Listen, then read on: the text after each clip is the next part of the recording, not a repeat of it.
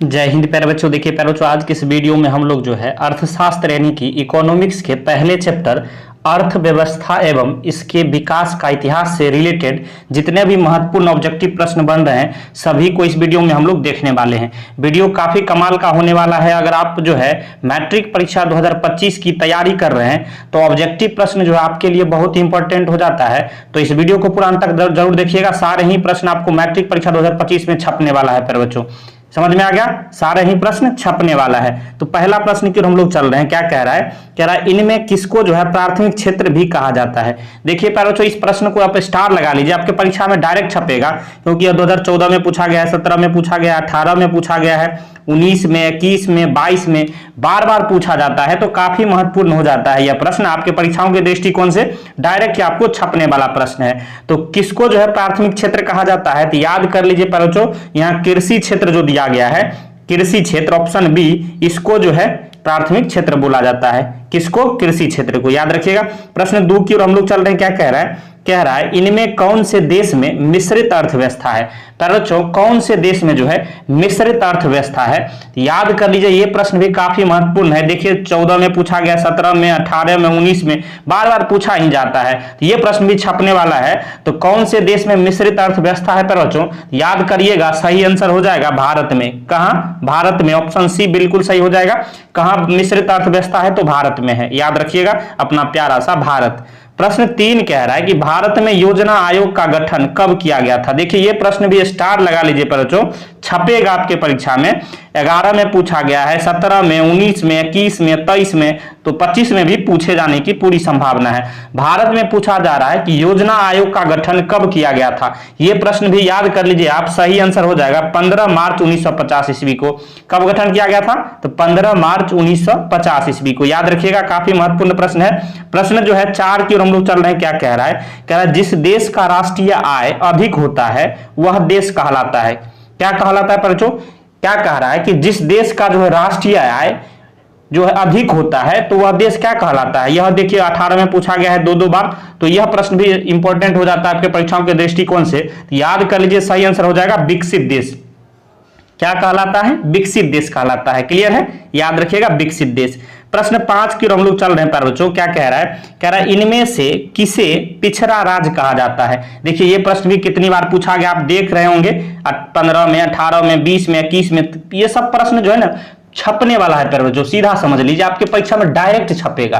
तो याद रखिएगा, किसे जो है पिछड़ा राज्य कहा जाता है? तो सही आंसर हो जाएगा बिहार राज्य को जो है पिछड़ा राज्य कहा जाता है। किस राज्य को पिछड़ा राज्य कहा जाता है? तो बिहार को जो है पिछड़ा राज्य कहा जाता है। याद रखिएगा।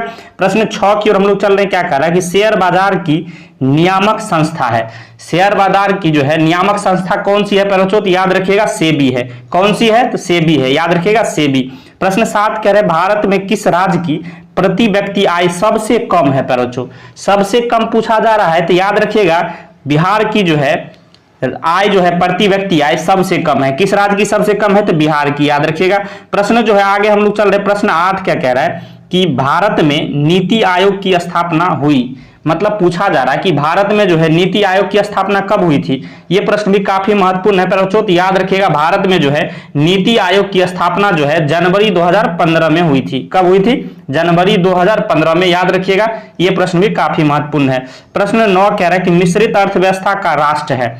मिश्रित अर्थव्यवस्था का राष्ट्र कौन हो जाएगा बच्चों? तो हंगरी है। कौन है? हंगरी है। मिश्रित अर्थव्यवस्था का राष्ट्र हंगरी है। याद रखिएगा। प्रश्न 10 कह रहा है कि योजना आयोग के सदस्यों की संख्या होती है। योजना आयोग जो होती है उसमें सदस्यों की संख्या कितनी होती है बच्चों? याद रखिएगा 8 होती है। कितनी होती है? 8 होती है।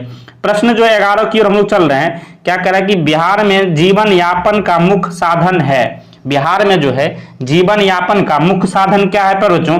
याद रखिएगा, यह प्रश्न भी काफी महत्वपूर्ण है। तो कृषि जो है बिहार में जीवन यापन का मुख्य साधन है। मुख्य साधन क्या है बच्चों? बिहार में कृषि है। याद रखिएगा। प्रश्न 12 की ओर हम लोग चल रहे हैं।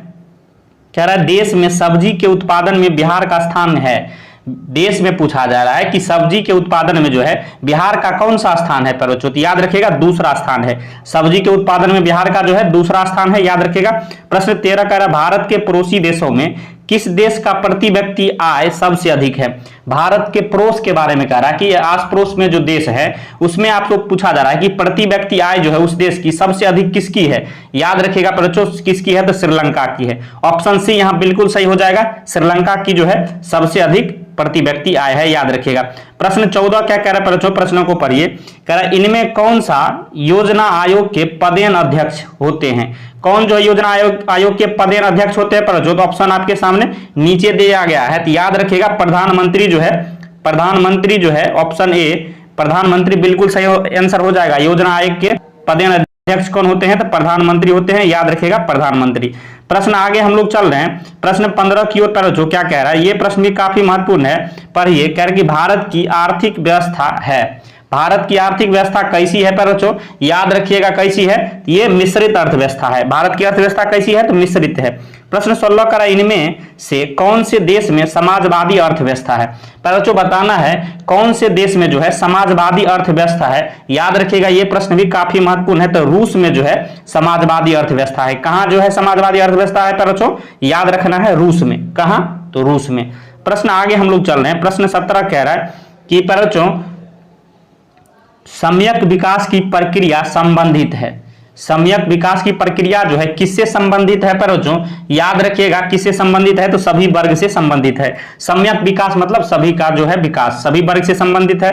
प्रश्न 18 कह रहा है गरीबी कैंसर रोग की तरह है, किसने कहा था? क्या कह रहा है कि गरीबी जो होता है, गरीबी जो है कैंसर की रोग की तरह होता है, कैंसर बीमारी की तरह होता है। यह किसने कहा था बच्चों? याद रखिएगा अर्थशास्त्री कुजनेट ने कहा था। कौन कहा था? अर्थशास्त्री कुजनेट। याद रखिएगा अर्थशास्त्री कुजनेट ने कहा था गरीबी जो है कैंसर रोग की तरह है। प्रश्न 19 कह रहा है किस क्षेत्र को द्वितीयक क्षेत्र कहा जाता है? अब ये हमने बताया है किस क्षेत्र को जो है द्वितीयक क्षेत्र कहा जाता है बच्चों? याद रखिएगा यहाँ उद्योग क्षेत्र को द्वितीयक क्षेत्र कहा जाता है। उद्योग क्षेत्र को क्या कहा जाता है? द्वितीयक क्षेत्र। याद रखिएगा। प्रश्न 20 कह रहा है 11वीं पंचवर्षीय योजना की अवधि क्या है?